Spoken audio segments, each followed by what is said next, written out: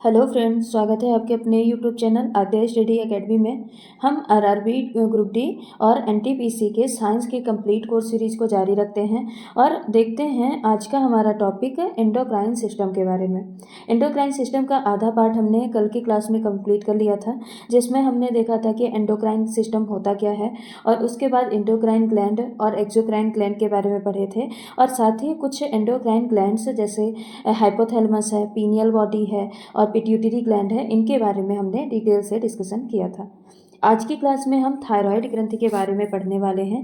ये जितनी भी क्लासेस आपकी चल रही हैं, जैसे अभी हम ह्यूमन फिजियोलॉजी स्टार्ट किए हैं, उसमें उसके अंतर्गत जितने भी तंत्र आते हैं, जितने भी सिस्टम आते हैं, जैसे डाइजेस्टिव सिस्टम, रिप्रोडक्टिव सिस्टम और रेस्पिरेटरी सिस्टम, एक्सक्रीटरी सिस्टम, ये सारे सिस्टम हमने कंप्लीट कर लिया है। तो इसकी क्लासेस आपकी जो RRB group D complete science course series की प्लेलिस्ट बनी है, उसमें सीक्वेंस वाइज डली है। आप वहाँ से जाके अपना सिलेबस कंप्लीट कर सकते हैं।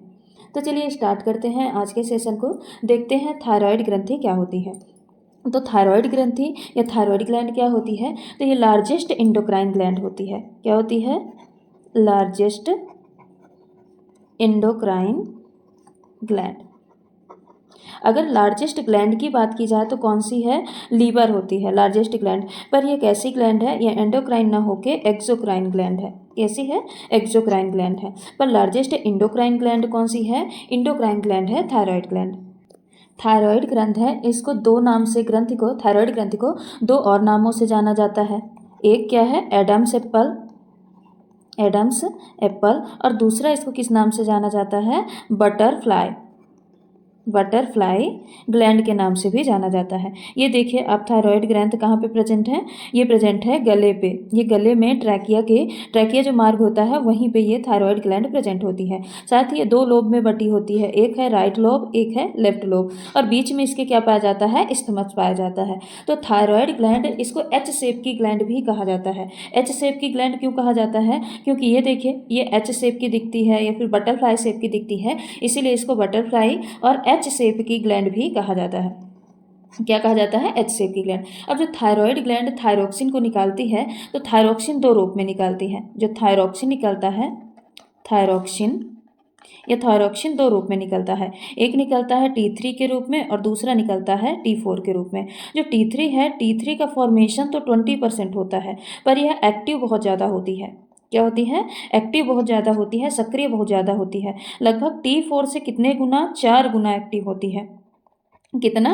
T4 से लगभग ये 4 गुना एक्टिव होती है। और जो T4 है, T4 80% बनता तो कितना है? 80% बनता है, पर ये कम एक्टिव होता है। इसी को क्या बोलते हैं? इसको थायरोक्सिन बोला जाता है। क्या बोला जाता है? इसी को थायरोक्सिन बोला जाता है। अब जो थायराइड है, थायराइड को थायरोक्सिन बनाने के लिए क्या करना पड़ता है? लगभग अगर थायराइड से, थायराइड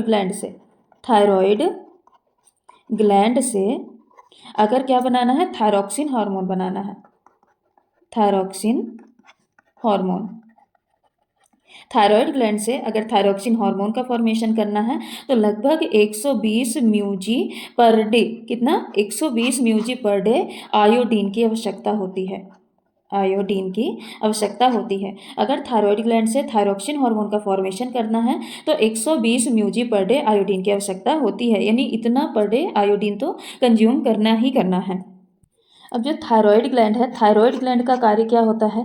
थायराइड ग्लैंड का सबसे पहला कार्य होता है, ये फैट को और कार्ब को, यानी फैट को और कार्ब का क्या करेगी? विघटन करेगी या इसको तोड़ेगी। और फैट और कार्ब को तोड़ने के बाद क्या करती है? शरीर को ऊर्जा प्रदान करती है। ये इसका एक कार्य हो गया थायराइड ग्लैंड का। दूसरा कार्य हो गया, ये क्या करती है? वृद्धि को नियंत्रित करती है, यानी ग्रोथ को कंट्रोल करती है, यानी वृद्धि नियंत्रण का भी कार्य करती है। वृद्धि नियंत्रण के साथ यह धड़कन, हृदय की धड़कन, और धड़कन के साथ और किसको? ये बीएमआर, यानी जो बेसल मेटाबॉलिक रेट होता है, बीएमआर को भी कंट्रोल करती है या नियंत्रित करती है। इसीलिए इसको और किस नाम से, इसको जो, इसीलिए इसको, अब क्योंकि ये धड़कन को कंट्रोल करती है, नियंत्रित करती है, बीएमआर को नियंत्रित करती है, इसीलिए इसे बॉडी का पेस मेकर कहा जाता है। क्या कहा जाता है? इसको बॉडी का पेस मेकर कहा जाता है। अगला, जो थायरोक्सिन हार्मोन बनाती है, थायरोक्सिन हार्मोन का क्या काम होता है? तो कुल मिला के जो थायराइड ग्लैंड का काम होगा, वही क्या होगा? उसके हार्मोन का काम होगा। तो सबसे पहला कार्य क्या होता है? ये फिजिकल ग्रोथ कराता है, फिजिकल ग्रोथ के साथ कैसा ग्रोथ कराता है, मेंटल ग्रोथ कराता है। अब मेंटल ग्रोथ के साथ ये क्या करता है, सेक्सुअल ग्रोथ या फिर लैंगिक जो लक्षण हैं उनकी ग्रोथ कराता है। तो ये क्या करता है, फिजिकल ग्रोथ, मेंटल ग्रोथ और सेक्सुअल ग्रोथ कराता है। साथ ही क्या करता है, ये हड्डियों यानी बोन को, बोन के बाद मसल्स को या पेशियों को, पेशियों के साथ ये जितने भी इंटरनल ऑर्गन हैं, आंतरिक अंग हैं, जितने भी इंटरनल ऑर्गन हैं, इनकी ग्रोथ कराने का काम कौन करता है, थायरोक्सिन हार्मोन करता है। साथ ही ये CNS का परिपक्वन करता है, किसका, CNS का मैच्यूरेशन करता है, मैच्यूरेशन या फिर परिपक्वन करता है। अब CNS क्या है, तो ये है central nervous system, central nervous system. तो ये क्या करता है, CNS का परिपक्वन करता है। और इसके साथ ये क्या करता है, BMR, तो अभी हमने पढ़ लिया कि जो जितने भी जैविक क्रिया हैं उनको कंट्रोल करता है। तो थायरोक्सिन हार्मोन का क्या क्या है, ये फिजिकल, मेंटल और सेक्सुअल ग्रोथ कराता है। ये सारे थायरोक्सिन हार्मोन के काम हैं। थायरोक्सिन ये फिजिकल, मेंटल और सेक्सुअल ग्रोथ कराता है। बोन को यानी हड्डियों को, पेशियों को और जितने भी इंटरनल ऑर्गन होते हैं उनकी ग्रोथ कराता है। CNS का मैच्यूरेशन करता है यानी सेंट्रल नर्वस सिस्टम है उनका परिपक्वन करता है। अब थायराइड जो है, थायराइड के या थायरोक्सिन की, बेसिकली बोला जाए तो किसके, थायरोक्सिन की कमी से या थायरोक्सिन की अधिकता से कौन से रोग हो जाएंगे। तो सबसे पहले देखते हैं कमी से, थायराइड की कमी से क्या क्या होगा। तो पहला रोग हो जाएगा घेंघा, क्या आ जाएगा, घेंघा। इसी को क्या बोलते हैं, ग्वाइटर बोला जाता है, घेंघा या ग्वाइटर। अब ग्वाइटर क्या होता है, तो अगर थायराइड जो ग्रंथि है, थायराइड ग्रंथि के विकास के लिए किसकी ज़रूरत होती है, थायराइड ग्रंथि के विकास के लिए आयोडीन की आवश्यकता होती है। और अगर भोजन में आयोडीन की ही कमी हो जाए, जो हम फूड ले रहे हैं उसमें आयोडीन की ही कमी हो जाएगी, तो क्या हो जाएगी, जो थायराइड ग्लैंड है ये अपना आकार बढ़ा लेती है। क्या कर लेती है, थायराइड ग्लैंड अपना आकार बढ़ा लेती है, जिसको ही क्या कहा जाता है, घेंघा या फिर ग्वाइटर कहा जाता है। क्योंकि इसमें क्या होता है, जो गला है, गले में सूजन आ जाती है, इसीलिए इसको एक सामान्य भाषा में गलगंड रोग भी कहा जाता है। अब दूसरा क्या हो जाता है, मतलब ये किसके कमी से होता है, यह आयोडीन की कमी से होता है। दूसरा रोग आ जाएगा, पहला तो घेंघा हो गया, दूसरा आ जाएगा क्रिटिनिज्म, क्रिटिनिज्म या फिर इसको क्या बोलते हैं, जड़ मानवता रोग बोलते हैं। इसमें क्या होता है, तो इसमें बच्चे का शारीरिक और मानसिक विकास रुक जाता है। यानी जो बच्चा है, बच्चे का जो फिजिकल और फिजिकल के साथ साथ मेंटल, बच्चे का फिजिकल और मेंटल ग्रोथ रुक जाता है, जिसके कारण जो बच्चा है वो बौना हो जाएगा और मंद बुद्धि हो जाता है।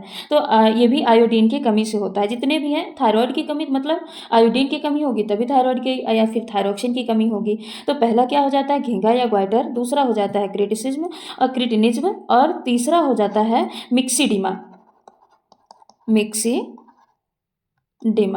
इसको हिंदी में भी मिक्सीडिमा बोलते हैं। तो इसमें क्या होता है, अब अभी हमने पढ़ा है, क्या पढ़ा है, कि जो थायरोक्सिन हार्मोन है ये BMR को कंट्रोल करती है, या फिर थायराइड ग्रंथि का काम क्या है, BMR को या बेसल मेटाबॉलिक रेट या फिर जैविक क्रिया को क्या करना, कंट्रोल करना। तो अब जब क्या होगा, थायराइड की कमी हो जाएगी या थायरोक्सिन की कमी हो जाएगी, तो इस बीमारी में क्या होता है कि जो व्यक्ति की मेटाबॉलिज्म रेट होती है यह कम हो जाती है, यानी जो BMR रेट होती है यह कम हो जाती है, जिसके कारण उसका शरीर और जो है मानसिक विकास यानी उसका जो फिजिकल ग्रोथ है और मेंटल ग्रोथ ये भी क्या हो जाएगा, रुक जाएगा। और व्यक्ति कैसा हो जाता है, कमजोर हो जाता है। कैसा हो जाएगा, कमजोर हो जाएगा। ये आप रोग अच्छे से ध्यान रखिएगा, इनसे प्रश्न पूछे जाते हैं, चाहे घेंघा हो, क्रिटिनिज्म हो, मिक्सीडिमा हो। एक और थायराइड ग्रंथि की कमी से एक और रोग हो जाता है। तो ये चौथा रोग क्या है, हाशीमोटो रोग। क्या है, हाशीमोटो रोग। हाशीमोटो रोग में क्या होता है, तो इस रोग में जो शरीर है वो स्वयं थायराइड ग्रंथि को नष्ट करने लगता है, यानी इसमें बॉडी ही थायराइड ग्लैंड को क्या करता है, नष्ट करने लगता है या डिस्ट्रॉय करने लगता है, जिससे क्या कहते हैं, इसीलिए इसे थायराइड की आत्महत्या भी कहा जाता है, यानी सुसाइडल बैग ऑफ थायराइड कहा जाता है। अब हम कमी से 4 रोग देख लिए, एक ग्वाइटर, क्रिटिनिज्म, मिक्सीडिमा और हाशीमोटो रोग। अब थायरोक्सिन या थायराइड की अधिकता से कौन सा रोग होता है, तो अधिकता से एक ही मेन रोग होता है जिसको हम क्या बोलते हैं, एक्सोथैल्मिक ग्वाइटर। क्या होता है, एक्सोथैल्मिक ग्वाइटर। ये एक्सोथैल्मिक वाटर क्या होता है, तो इसमें इसको ग्रेप्स का रोग भी कहा जाता है, इसका ये नाम भी पूछा जाता है कभी कभी। इसको क्या बोलते हैं, ग्रेप्स रोग या ग्रेप्स का रोग भी इसको कहा जाता है। इसमें भी सेम प्रॉब्लम होती है, इसमें भी जो थायराइड ग्लैंड है उसमें सूजन आ जाती है या फिर फूल जाता है। तो इसमें भी क्या होती है, थायराइड ग्लैंड में सूजन आ जाती है। अब इसी से मिलती जुलती दूसरी ग्लैंड है या फिर इसी के जो चारों कोनों में पाई जाती है, कौन सी ग्लैंड है, पैराथायरॉयड ग्लैंड। तो जो पैराथायरॉयड ग्लैंड है ये क्या होती है, ये जो थायराइड ग्लैंड होती है, थायराइड ग्लैंड के चारों कोनों में पाई जाती है, यहाँ यहाँ। तो ये चारों कोनों में पाई जाती है, इसीलिए पैराथायरॉयड ग्लैंड की संख्या कितनी होती है, इसकी संख्या 4 है। अब ये जो पैराथायरॉयड ग्लैंड है, तो इस ग्रंथि से 2 हार्मोन निकलते हैं, कौन कौन से, एक निकलता है पैराथॉर्मोन, और दूसरा निकलता है कैल्सीटोनिन, कैल्सीटोसिन। कौन सा, कैल्सीटोसिन। इससे 2 हार्मोन निकलते हैं और इन दोनों का काम क्या है, कैल्शियम और फास्फोरस, कैल्शियम और फास्फोरस की मात्रा को नियंत्रित करना। क्या करना, नियंत्रित करना। यानी जो पैराथायरॉयड ग्लैंड है इससे 2 हार्मोन निकलते हैं, एक है पैराथॉर्मोन, एक है कैल्सीटोनिन, और इन दोनों का काम है कैल्शियम और फास्फोरस की मात्रा को नियंत्रित करना। सबसे पहले देखते हैं पैराथॉर्मोन के बारे में कि पैराथॉर्मोन का काम क्या होता है। तो जो पैराथॉर्मोन या पैराथायरॉयड ग्लैंड से निकलने वाला जो पहला हार्मोन है पैराथॉर्मोन, इसका काम क्या है, तो इसका काम है यह शरीर में कैल्शियम की जो कमी होती है, तो यह हार्मोन विटामिन के साथ मिलके कैल्शियम का निर्माण कराता है। यानी इसका काम क्या है, कैल्शियम का निर्माण कराना।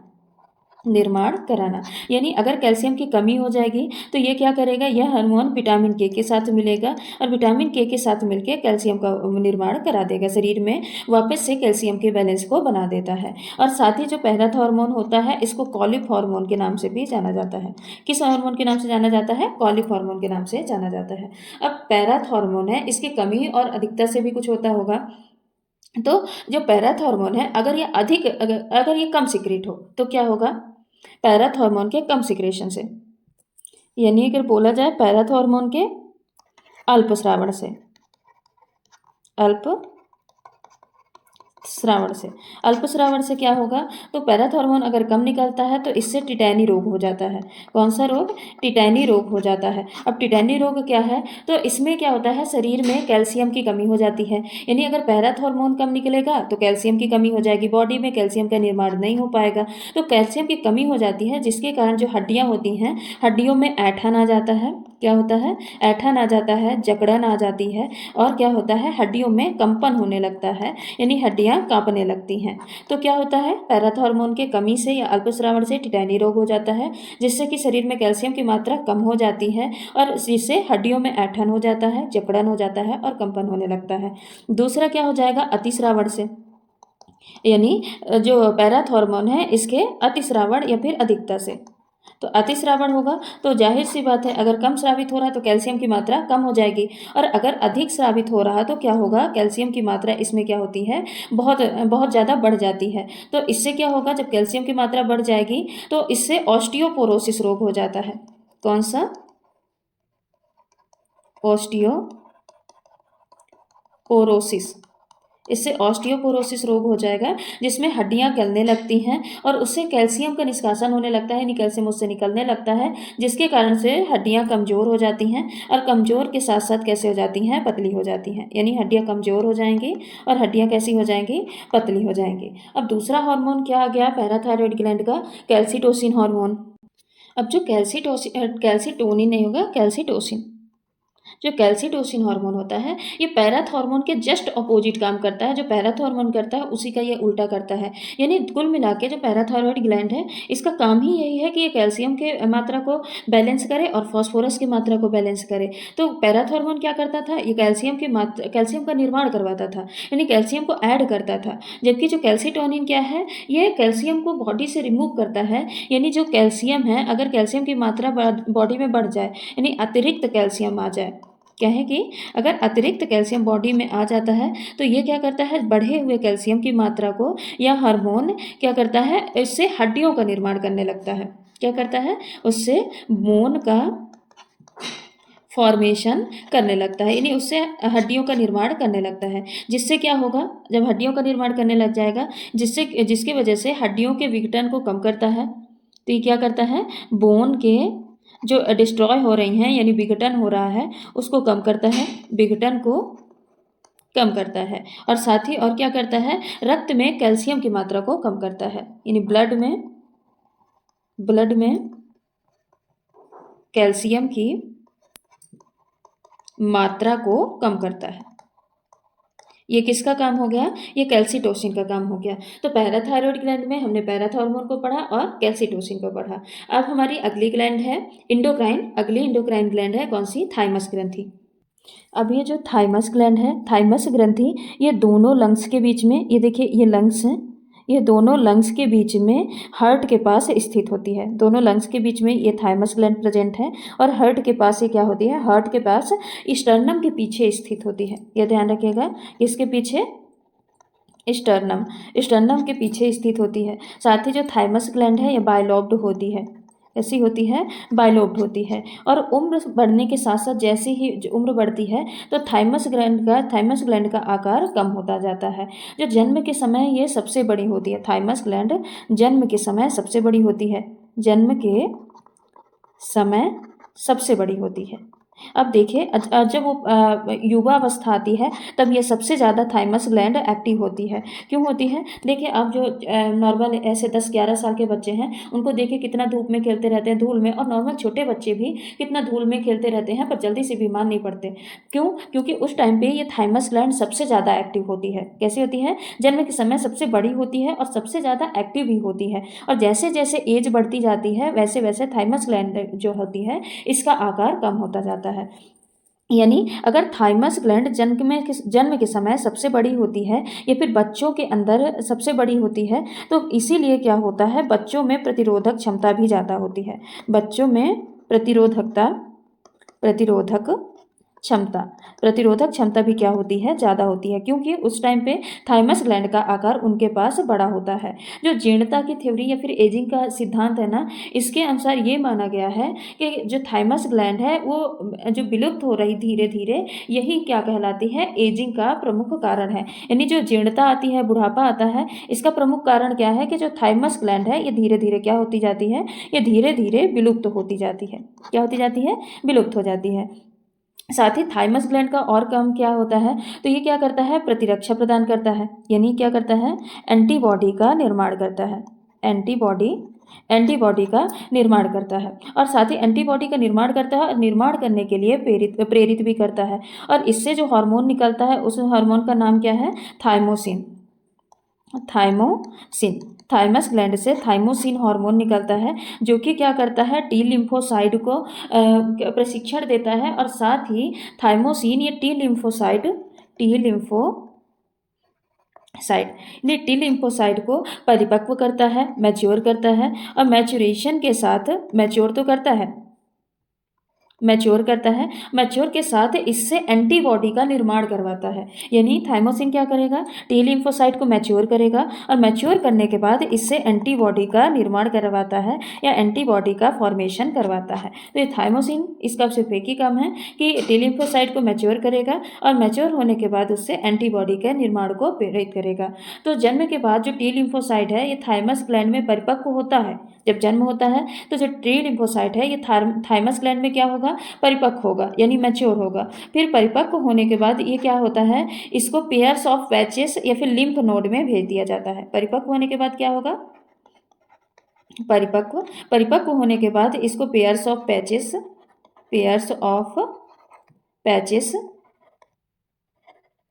या फिर कहाँ पे भेज दिया जाता है, लिम्फ नोड में इसको भेज दिया जाता है। ऐसा माना जाता है कि जब जन्म होता है ना, तो जन्म के समय इस ग्रंथि का वजन लगभग कितना होता है, 10 से 12 ग्राम।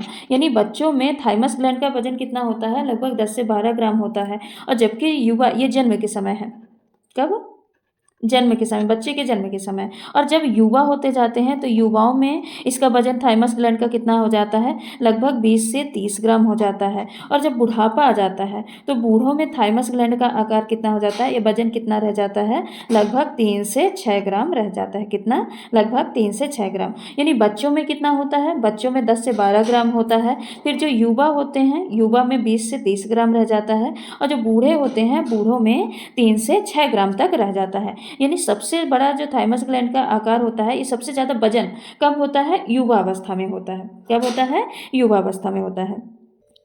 अगली इंडोक्राइन ग्लैंड हो गई एड्रिनल ग्लैंड, या फिर इसको क्या बोला जाता है, अधिवृक्क ग्रंथि या एड्रिनल ग्लैंड बोला जाता है। यह एड्रिनल ग्लैंड क्या होती है, तो यह किडनी के दोनों किडनी के ऊपर उपस्थित होती है। इसीलिए क्या बोल देंगे, जो अधिवृक्क ग्रंथि है इसकी संख्या कितनी होती है, इसकी संख्या 2 होती है, क्योंकि यह दोनों किडनी के ऊपरी सिरे पर स्थित होती है। अब इसका काम क्या है, एड्रिनल ग्लैंड का काम क्या है, तो यह भय के साथ क्रोध और जो एक्साइटमेंट होता है, उत्तेजना, संकट, यानी इन सिचुएशन में, चाहे भय का सिचुएशन हो, क्रोध का सिचुएशन हो, उत्तेजना हो या फिर संकट हो, तो इस टाइम पे ये सबसे ज़्यादा एक्टिव होती है या सबसे ज़्यादा सक्रिय होती है। इसीलिए इसको क्या बोला जाता है, इसको आपातकालीन ग्लैंड भी कहा जाता है। क्या बोला जाता है, इसको आपातकालीन ग्लैंड या फिर आपातकालीन ग्रंथि भी कहा जाता है। साथ ही इसको 3F के नाम से भी जाना जाता है। अब 3F में क्या क्या आएगा, फियर यानी डर, फियर, फाइट, और तीसरा क्या हो जाएगा, फ्लाइट, जिसमें क्या हो जाएगा, ये फियर यानी डर, फाइट यानी लड़ाई, और फ्लाइट यानी उड़ो। इसीलिए इसको लड़ो और उड़ो हार्मोन भी कहा जाता है। इसीलिए इसको लड़ो उड़ो हार्मोन भी कहा जाता है। अब जो एड्रिनल ग्लैंड होता है, ये 2 भागों में बटा होता है, या फिर इसके 2 भाग होते हैं। एक भाग होता है कॉर्टेक्स, एक भाग क्या होता है, कॉर्टेक्स, और दूसरा भाग हो जाता है मेडुला। दूसरा भाग क्या हो जाएगा, मेडुला। जो कॉर्टेक्स होता है यह एड्रिनल ग्लैंड का बाहर वाला परत होता है, और जो मेडुला होता है ये क्या होता है, ये आंतरिक परत होती है। कैसी होती है, आंतरिक परत होती है। अब जो कॉर्टेक्स पार्ट है इससे भी कुछ हार्मोन का सिक्रेशन होता है, और जो मेडुला पार्ट है इससे भी कुछ हार्मोनों का सिक्रेशन होता है। तो जो एड्रिनल ग्लैंड का कॉर्टेक्स वाला पार्ट है, इससे 3 हार्मोन का सिक्रेशन होता है। एक होता है कॉर्टिसोल, दूसरा होता है एल्डोस्टेरोन, और तीसरा होता है सेक्स हार्मोन। तो कॉर्टिसोल क्या होता है, कॉर्टिसोल एक प्रकार का ग्लूकोकॉर्टिकॉइड होता है। क्या होता है, ग्लूकोकॉर्टिकॉइड। ये एक प्रकार का ग्लूकोकॉर्टिकॉइड होता है, जो कि क्या करता है, यानी ये ग्लूकोज का फॉर्मेशन करवाएगा, जो कि फैट और प्रोटीन और कार्ब यानी कार्बोहाइड्रेट, वसा और प्रोटीन का क्या करेगा, इनके उपापचय को नियंत्रित करता है। इनके उपापचय को नियंत्रित करता है कौन, कॉर्टिसोल हार्मोन। साथ ही इसको जो कॉर्टिसोल हार्मोन है इसको तनाव का हार्मोन कहा जाता है। क्या नाम से, तनाव हार्मोन। इसको तनाव का हार्मोन भी कहा जाता है। साथ ही इसको जीवन रक्षक हार्मोन भी कहा जाता है। जीवन रक्षक हार्मोन भी कहा जाता है। इसको 2 नामों से जाना जाता है, एक तनाव हार्मोन और दूसरा जीवन रक्षक हार्मोन भी कहा जाता है। और अगर कॉर्टिसोल की कमी हो जाए तब क्या हो जाए, अगर कॉर्टिसोल हार्मोन की कमी हो जाए तो इसकी कमी से एक रोग हो जाता है जिसको कुशिंग का रोग कहा जाता है। कुशिंग रोग कहा जाता है किसके, कॉर्टिसोल की कमी से। अब दूसरा हार्मोन कौन सा है, तो दूसरा हार्मोन है एल्डोस्टेरोन हार्मोन। एल्डोस्टेरोन एक प्रकार का ये क्या होता है, मिनरेलोकॉर्टिकॉइड्स होता है। ये कैसा होता था, ग्लूकोकॉर्टिकॉइड्स यानी ग्लूकोज का फॉर्मेशन करवाता था। ये कुल मिला के ये मान लीजिए कि ग्लूकोज को मेंटेन करता था। एल्डोस्टेरोन क्या होता है, यह एक प्रकार का मिनरेलोकॉर्टिकॉइड्स होता है। मिनरेलोकॉर्टिकॉइड्स यानी एक प्रकार का मिनरेलोकॉर्टिकॉइड्स होता है। ये इसका फिर क्या काम हो जाएगा, तो यह बॉडी में, शरीर में सोडियम और पोटेशियम दोनों की मात्रा को, एक तो सोडियम दूसरा पोटेशियम की मात्रा को नियंत्रित करता है।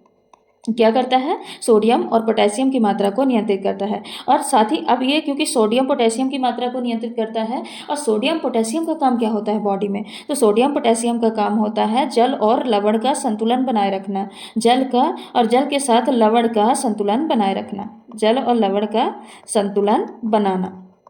ये किसका काम हो जाता है? सोडियम और पोटेशियम को। और सोडियम पोटेशियम को कौन नियंत्रित करता है? मिनरलोकॉर्टिकॉइड्स। और मिनरलोकॉर्टिकॉइड्स किसको कहा जाता है? तो किसको कहा जाता है? एल्डोस्टेरॉन को। और मिनरलोकॉर्टिकॉइड्स एल्डोस्टेरॉन के कमी से भी एक रोग हो जाता है। तो अगर जैसे कॉर्टिसोल की कमी से कौन सा रोग हो जाता था? कुशिंग रोग हो जाता था। वैसे अगर एल्डोस्टेरॉन की कमी हो जाए तो कौन सा रोग हो जाएगा? एडिशन का रोग। कौन सा? एडिशन का रोग हो जाता है। और तीसरा हो जाता है, तीसरा हार्मोन है इसके कॉर्टेक्स पार्ट का। ये कॉर्टेक्स बाहर वाला पार्ट है, ये ध्यान रखिएगा। इसके कॉर्टेक्स पार्ट का एड्रिनल ग्लैंड के तीसरा हार्मोन हो जाएगा सेक्स हार्मोन। सेक्स हार्मोन क्या होता है? तो अगर इस हार्मोन के अगर पुरुषों में अधिकता हो जाए, यानी मेल में अगर ये अधिक हो जाएगा तो क्या होगा? या तो उसमें फीमेल जैसे लक्षण आ जाते हैं।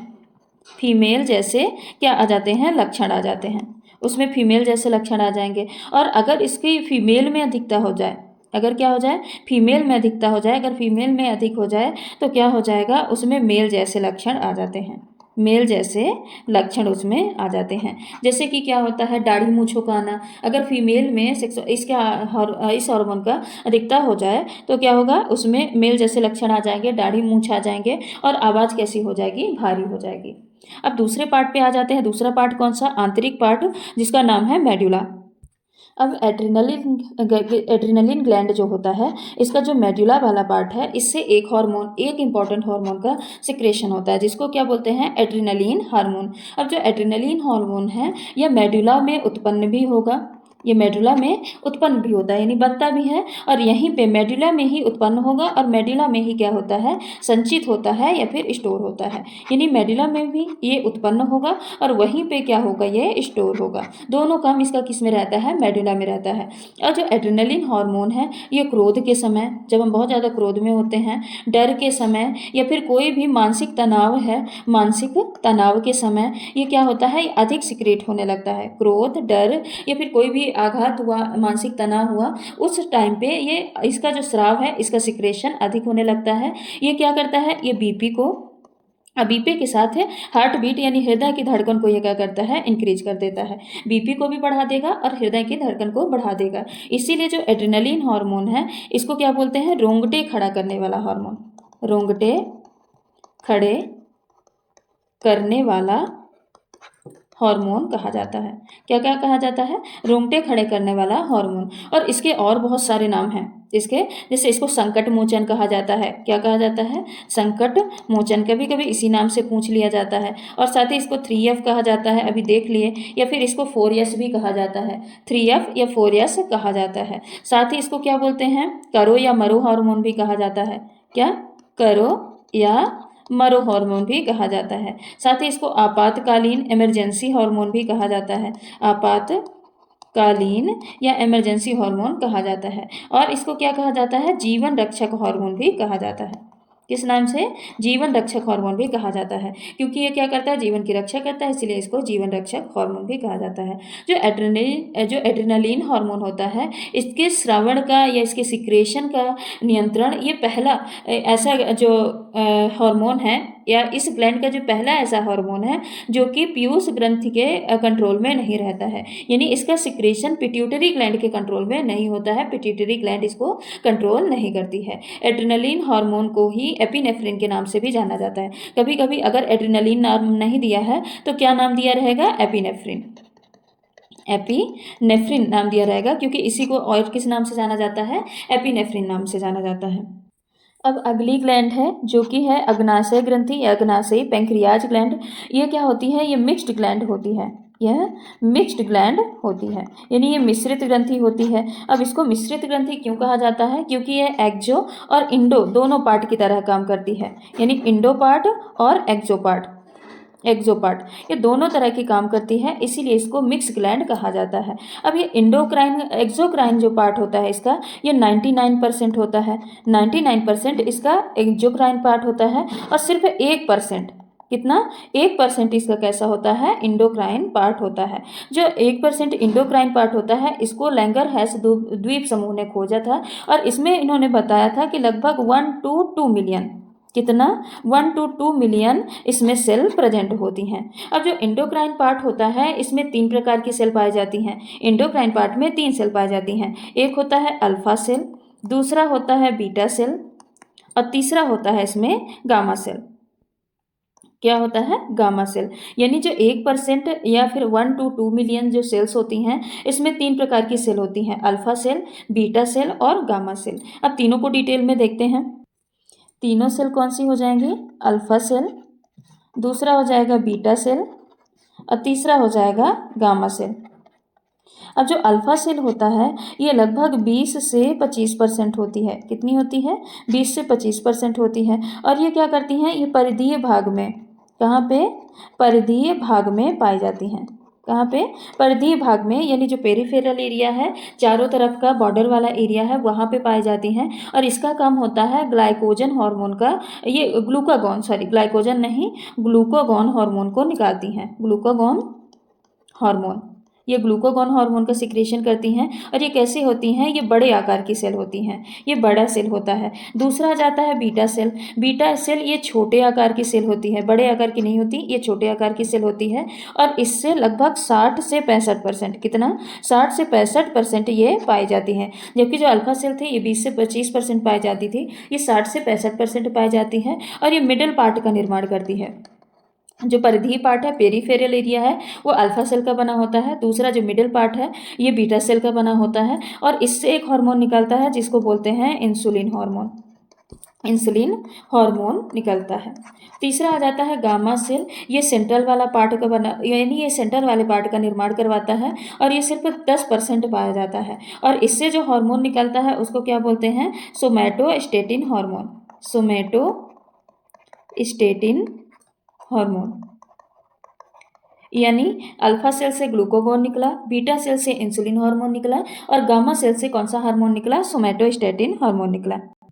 बीटा सेल से निकलने वाला हार्मोन कौन सा था? Insulin hormone. जो इंसुलिन हार्मोन है इसकी खोज किसने की? तो इंसुलिन हार्मोन की खोज की बेंटिंग एवं बेस्ट ने। किसने? बेंटिंग एवं बेस्ट ने किया। बेंटिंग बेस्ट ने इंसुलिन हार्मोन की खोज की। और इसका जो आणविक संरचना का नाम किसने दिया था? एएफ सेंगर ने दिया था। एएफ सेंगर ने इसके आणविक संरचना का नाम दिया था। जो इंसुलिन हार्मोन है वो 2 श्रृंखला का बना होता है। कितना? 2 श्रृंखला का या 2 सीरीज का बना होता है।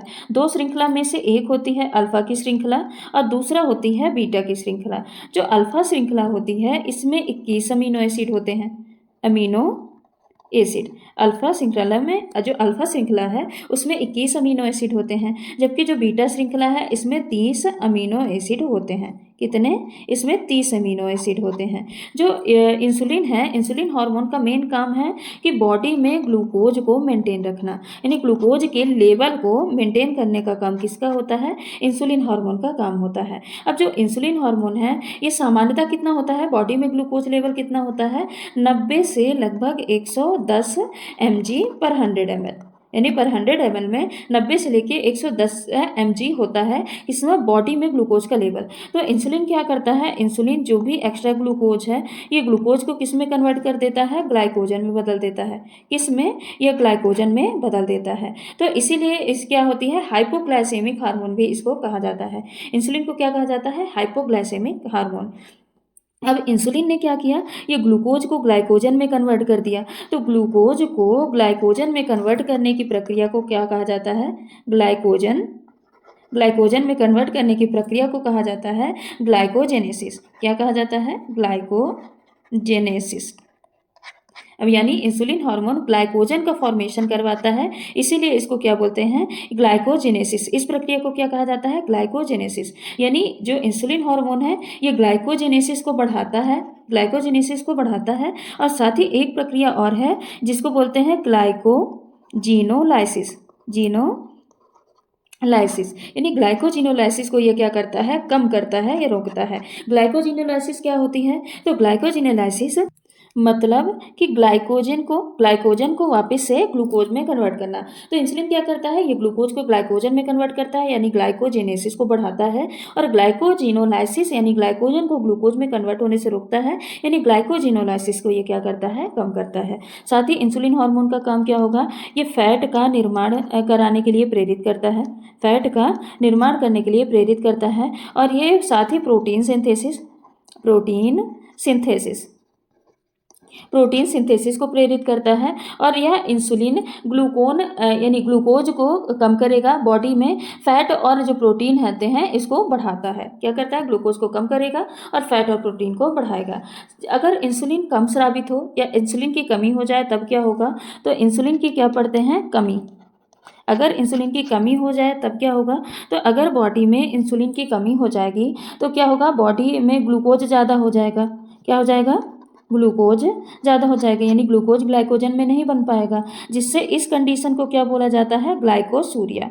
ग्लाइकोसूरिया बोला जाता है। बॉडी में ग्लूकोज का ज़्यादा होना जिसको ग्लाइकोसूरिया बोला जाएगा। तो इसमें क्या होगा? जिससे यूरिन के साथ जो है वो ग्लूकोज भी बाहर जाने लगता है। इसमें ग्लाइकोसूरिया में यूरिन के साथ ग्लूकोज बाहर जाता है। ग्लूकोज क्या होता है? ये बाहर जाने लगता है, जिससे इसमें ब्लड में ग्लूकोज की मात्रा लगभग कितनी हो जाती है? 180 mg/dl से अधिक हो जाती है। mg/dl से अधिक हो जाती है। किस कंडीशन में? ग्लाइकोसूरिया की कंडीशन में। और अगर इंसुलिन अल्पस्रावित होता है तो उससे क्या होगा? मधुमेह हो जाएगा, जिसको बोलते हैं डायबिटीज मेलाइटस रोग होता है। तो इसमें क्या होता है? इसमें यूरिन के साथ मधुमेह हो जाएगा, कमी से मधुमेह हो जाएगा। अब मधुमेह में क्या होगा कि जो यूरिन है तो यूरिन के साथ वाटर का लॉस ज़्यादा होता है। यूरिन के साथ क्या होगा? वाटर लॉस ज़्यादा होगा, यानी पानी का जो वेस्ट है वो ज़्यादा होगा, जिसकी वजह से शरीर में निर्जलीकरण हो जाता है या फिर डिहाइड्रेशन हो जाएगा। इस कंडीशन को क्या कहा जाता है? डिहाइड्रेशन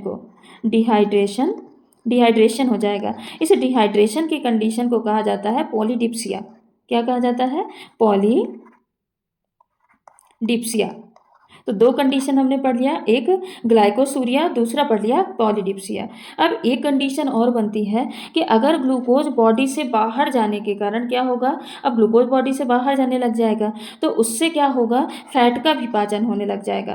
फैट का भी पाचन होगा, यानी फैट पाचन स्टार्ट हो जाएगा। अब जब फैट का पाचन स्टार्ट हो जाएगा तो फैट का अपूर्ण ऑक्सीडेशन होगा। क्या होगा? अपूर्ण ऑक्सीडेशन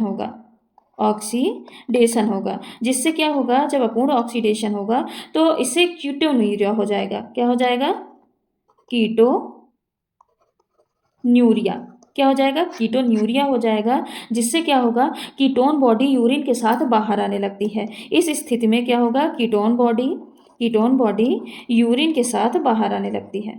यूरिन के साथ बाहर आने लगती है। इसी कंडीशन में क्या होता है? इसके कीटोन्यूरिया के उपचार के लिए इंसुलिन का क्या दिया जाता है? इंजेक्शन दिया जाता है। एक्सटर्नल रूप में इंसुलिन का इंजेक्शन दिया जाता है। तो हमने इंसुलिन के कमी से पढ़ लिया कि कमी से क्या क्या होगा। अब हम पढ़ते हैं इंसुलिन की अधिकता से क्या होगा। किससे? अधिकता से। अगर इंसुलिन अधिक स्रावित हो तब क्या होगा? अधिकता से, अगर इंसुलिन की अधिकता हो जाए तो अधिकता से क्या होगा? ग्लूकोज कम हो जाएगा। अब ग्लूकोज बॉडी में क्या होगा? कम हो जाएगा। इंसुलिन करता क्या है? ग्लूकोज को ग्लाइकोजन में बदलेगा। तो अगर ये क्या करेगा? इंसुलिन अधिक सिक्रेट होगा तो ज़्यादा से ज़्यादा ग्लूकोज को किस में बदल देगा? ग्लाइकोजन में बदल देगा। जब ग्लाइकोजन में बदल देगा तो ग्लूकोज की कमी हो जाती है। इसमें क्या होती है? ग्लूकोज की मात्रा कम हो जाती है। इसको क्या बोलते हैं? इस कंडीशन को बोला जाता है हाइपोग्लाइसेमिया कंडीशन बन जाती है। अब जब ग्लूकोज की मात्रा कम हो जाती है तो ग्लूकोज की मात्रा से कम होने से क्या क्या प्रभाव पड़ते हैं? तो इससे क्या होगा? जो तंत्रिका है, तंत्रिका कोशिका या जो नर्वस सेल होती है, तंत्रिका कोशिका के साथ जो नेत्र है यानी आँख की कोशिका, और उसके बाद क्या होगा? जो जनन उपकला या फिर ब्रेन की सेल्स में क्या होगा? ये ग्लूकोज की सप्लाई कम होगा, यानी ग्लूकोज की मात्रा कम हो जाएगी, जिससे देखने में दिक्कत होती है। और देखने में दिक्कत के साथ साथ क्या होगा? यानी बेहोशी आएगी। क्या आएगी? बेहोशी आएगी। अब बेहोशी के बाद शरीर में ऐंठन होगा। ये सारी दिक्कत देखने को मिलती हैं। जनन क्षमता भी कम हो जाती है। क्या होती है? जनन क्षमता भी कम हो जाती है। और लास्ट में व्यक्ति की हो सकता है मृत्यु भी हो जाती है। तो ये अधिकता और खतरनाक होता है। इसमें ग्लूकोज लेवल कम हो जाता है, जिसको क्या बोलते हैं? हाइपोग्लाइसेमिया बोला जाता है। एक होता है इंसुलिन आघात। इंसुलिन आघात क्या होता है? जब हम मेहनत ज़्यादा कर रहे हों या मेहनत के साथ साथ अगर हो सकता है उपवास हो, उपवास के कंडीशन में या फिर मेहनत ज़्यादा कर रहे हैं, तो उस समय क्या होता है, इंसुलिन का इंजेक्शन अगर व्यक्ति को लगा दिया जाए, अगर वो बहुत ज़्यादा मेहनत करके खाली हुआ हो या फिर उसका उपवास हो, उस टाइम पे अगर इंसुलिन का इंजेक्शन लगा देते हैं तो व्यक्ति में क्या आ जाती है, बेहोशी आ जाती है। अगर इंसुलिन के इंजेक्शन लगा जाए तो व्यक्ति में बेहोशी हो जाएगी। बेहोशी हो सकता है व्यक्ति की मृत्यु भी हो जाए, ऐसे में हो जाता है। अगर कोई व्यक्ति भूखा है, एकदम उसके बॉडी में बिल्कुल भी भोजन नहीं गया है, तो उस टाइम पे अगर उसको इंसुलिन का इंजेक्शन लगा दिया जाएगा तो वो क्या हो जाएगा, व्यक्ति की मृत्यु भी हो सकती है। तो इसी कंडीशन को क्या बोलते हैं, इंसुलिन शॉक बोला जाता है या फिर इंसुलिन आघात बोला जाता है। इसमें ग्लूकोज का लेवल कितना हो जाता है, इसमें ग्लूकोज का लेवल 40 mg/100 ml से कम हो जाता है। क्या हो जाता है, 40 mg/100 ml रह जाता है या फिर इससे भी कम रह जाता है। तो इस कंडीशन को क्या बोलते हैं, इंसुलिन आघात या फिर इंसुलिन शॉक कहा जाता है। तो हमने इंसुलिन हार्मोन को अच्छे से पढ़ लिया। अब दूसरा एक हार्मोन क्या है, ग्लूकागॉन हार्मोन। जो ग्लूकागॉन हार्मोन है ये इंसुलिन हार्मोन के जस्ट अपोजिट काम करता है। यानी जो ग्लूकागॉन है, ग्लूकागॉन का काम क्या होता है, ग्लूकागॉन इसका काम होता है, ये क्या करता है, ग्लाइकोजन को ग्लूकोज में बदलने का काम करता है। क्या करता है, ग्लाइकोजन को ग्लूकोज में बदलने का काम करता है। यानी इंसुलिन हार्मोन का बिल्कुल एंटागोनिस्टिक होता है या फिर अपोजिट होता है, क्योंकि इंसुलिन क्या करता था, ग्लूकोज को ग्लाइकोजन में कन्वर्ट करता था, और ग्लूकागॉन क्या करता है, ये ग्लाइकोजन को ग्लूकोज में बदल देता है। यानी ग्लूकागॉन की जो क्रिया होती है इसको क्या बोलते हैं, ग्लाइकोजिनोलाइसिस। ग्लाइकोजन को ग्लूकोज में बदलना ही क्या कहलाता है, ग्लाइकोजिनोलाइसिस। क्या बोला जाता है, ग्लाइकोजिनोलाइसिस। आज की क्लास में हमने क्या क्या पढ़ा, आज की क्लास में हमने थायराइड ग्लैंड पढ़ा, पैराथायराइड ग्लैंड पढ़ा, साथ ही जो अधिवृक्क ग्रंथि है, अधिवृक्क ग्रंथि के बारे में पढ़ा, थाइमस ग्लैंड के बारे में पढ़ा और पैंक्रियाज के बारे में आज की क्लास में हमने डिटेल में डिस्कशन किया। तो आज के लिए बस इतना ही, मिलते हैं अगली क्लास में एक नए टॉपिक के साथ।